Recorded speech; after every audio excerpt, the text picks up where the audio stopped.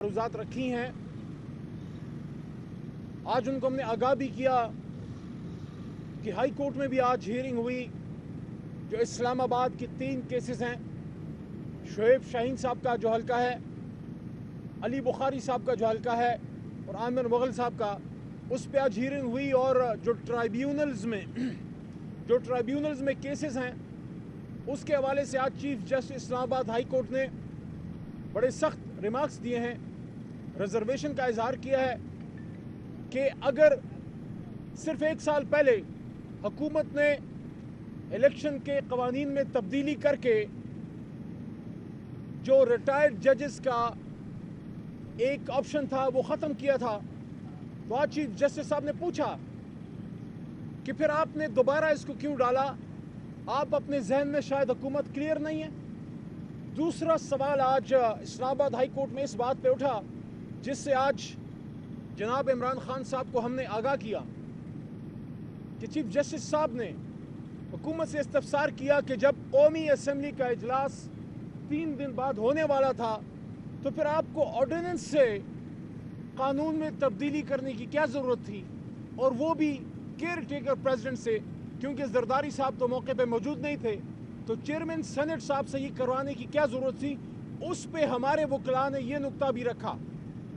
जब मोहतरम chief justice साहब ने ये बात की कि ऑर्डिनेंस लाने की क्या ज़रूरत थी जब 3-4 दिन बाद कौमी असम्बली का इजलास था, और वो भी केयर टेकर सदर से क्यों करवाया गया, तो हमारे वकला ने ये नुक्ता भी रखा कि हुजूर वो सदर भी खुद गिलानी साहब की तरफ इशारा था कि गिलानी साहब के तो खुद के केस जो हैं वो ट्राइब्यूनल्स में हैं, तो वो किस तरह एक ऐसे कानून पे दस्तखत कर सकते हैं जब वो खुद उसमें उन पर सवालिया निशान है।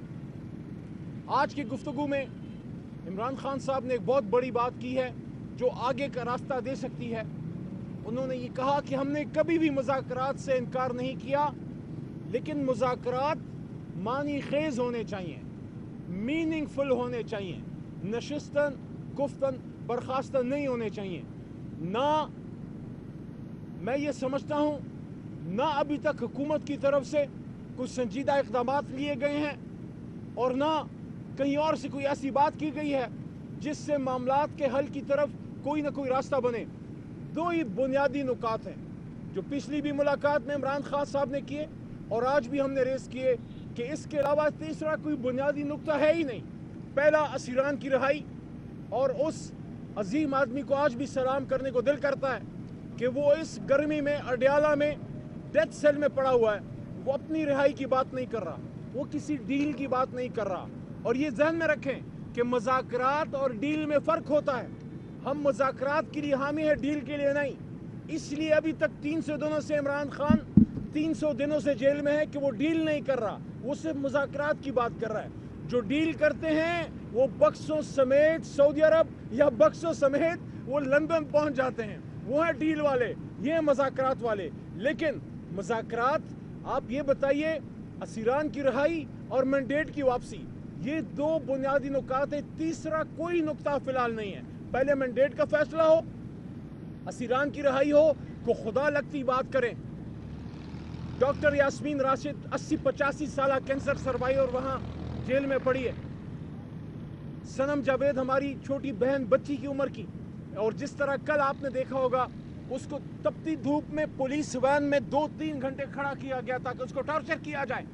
आलिया हमजा साबिका MNA और एक इंजीनियर है तालीम के लिहाज से, और एक खातून पॉलिटिकल वर्कर के साथ ये ज्यादतियाँ, और फिर जिस तरीके से हमारे और असीरान और जो पॉलिटिकल एक्टिविटीज़ पे पर्चे हो रहे हैं। आज हमने इमरान खान साहब के सामने मैंने ये बात भी रखी कि हम गए, हमने लॉयर कन्वेंशन किया कराची में, लेकिन उसी तरह जब शहरियार खान अफरीदी गए बलोचिस्तान, तो क्या बलोचिस्तान नो गो एरिया है? आज इमरान खान साहब के नोटिस में हम ये चीज़ लेके आए हैं कि सिर्फ एक वर्कर कन्वेंशन और लॉयर्स के साथ मिलके बलोचिस्तान पिशीन में बोस्तान में करने पे शहरियार खान अफरीदी और शानदाना गुलजार साहिबा पे गद्दारी के पर्चे कटे हैं। साहिवाल में वर्कर कन्वेंशन करने पे लोगों पे पर्चे कटे हैं। रिहाना डार बीबी घर में वर्कर कन्वेंशन करना चाहती थी, उनके गिर्द मुहासरा खींचा गया, किसी वर्कर को जाने नहीं दिया। और उसी तरह हाफिजाबाद में वर्कर कन्वेंशन में हमाद अजहर गए और सब पे पर्चे कटे हैं।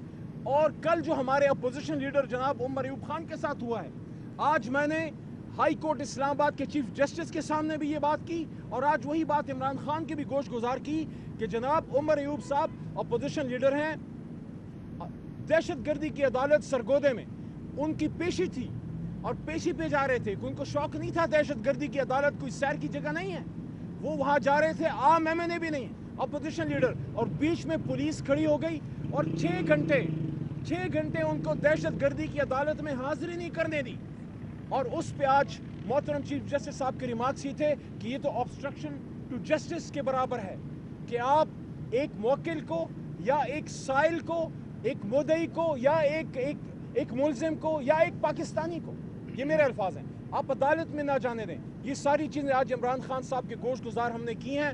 انہوں نے کارکنان کو آخری بات اپنے حوصلے بلند رکھنے کا کہا ہے۔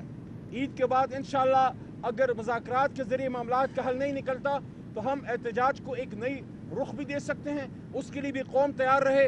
خیبر پختونخوا، پنجاب، سندھ، بلوچستان، ہر جگہ ہمارا کارکن عمران خان صاحب کے ساتھ اسی طرح ڈٹ کے کھڑا ہے۔ اور آخری بات عمران خان صاحب نے پھر یہ بات کی ہے کہ مجھے کوئی پرواہ نہیں ہے، لیکن جس طرح انہوں نے ڈیتھ سیل میں رکھا ہے، دنیا کے سامنے جو ہے ان کا چہرہ بے نقاب ہوا ہے کہ سابق وزیراعظم کو جس طرح ایک چھوٹے سے کمرے میں رکھا ہے، شرم آنی چاہیے سب کو جو یہ لوگ کر رہے ہیں۔ گور صاحب، اس سے پہلے خان صاحب کہتے تھے کہ مذاکرات ہوں گے اس سے ہوں گے جس کے پاس طاقت ہے، اب حکومتی سطح پر مذاکرات ایک گڈ جسٹر ہے، بات بگڑ رہی ہے، لیکن دوسری طرف سے اس پیشکش کا رسپانس کیسا ہے؟ دیکھیں، ہم یہ سمجھتے ہیں کہ جو لوگ بینیفیشری ہے کوئی کرپٹ سسٹم کے، اور وہ لوگ بینیفیشری ہے جو اپنے عہدوں پہ رکھنا چاہتے ہیں، تو آبویسلی وہ اس کی طرف مائل نہیں ہوں گے۔ لے ہم چاہتے ہیں تالی ایک ہاتھ سے نہیں بجتی، دونوں طرف ہونے چاہیے، اور یہ ہمارا ایک مثبت اقدام ہے کہ زیادتی بھی ہمارے ساتھ ہوئی ہے اور آفر بھی ہم کر رہے ہیں اور بڑے عرصے سے کر رہے ہیں، تو بات آگے بڑھنے چاہیے، ڈائلاگ کی بات آگے ضرور بڑھنے چاہیے۔ ٹیم کمیٹی بنائی گئی تھی، 3 ممبر تھے اس کے اندر کہ وہ ڈائلاگ کرے گی، لیکن کوئی ڈائلاگ نہیں ہوا۔ پھر آپ کہتے ہیں کہ عمران خان نے ڈیل نہیں کی۔ نہیں، جہاں تک دیکھیں آفر شفر نہیں ہے، ڈیل کی کوئی آفر نہیں ہے، نہ ہی ہم ڈیل کر رہے ہیں، نہ این آر او کی طرف جا رہے ہیں۔ دیکھو ڈائلاگ ایک الگ بات ہے، اور ڈائلاگ کی بات وہ ہونے چاہیے، اور اگر کسی اور طرف سے پازیٹیو رسپانس نہیں بھی آتا تو اس کا مطلب یہ نہیں ہے کہ ہم گیو اپ کر لیں۔ جو پاور بروکرز ہیں وہ بھی بڑے سنجیدہ ہونے چاہیے، اور جو دوسری قوتیں ہیں وہ بھی ہونے چاہیے۔ ہونا یہ چاہیے کہ آگے بڑھے گی تو بات بنے گی، اور آگے بڑھنے چاہیے۔